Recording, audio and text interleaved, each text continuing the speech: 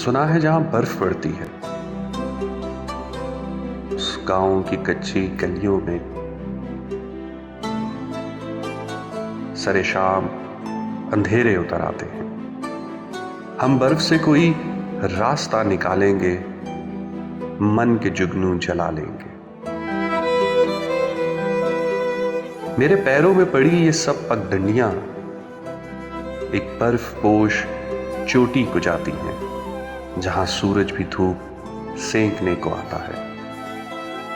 हम वहीं अपना मकान बना लेंगे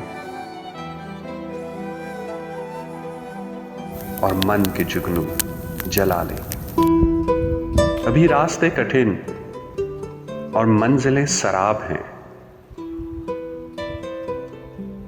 अभी मेरी राहों में जाने कितने सहरा, कितने जंगल आबाद हैं। हम इन्हीं जंगलों को दोस्त बना लेंगे और मन के जुगनू जला लेंगे।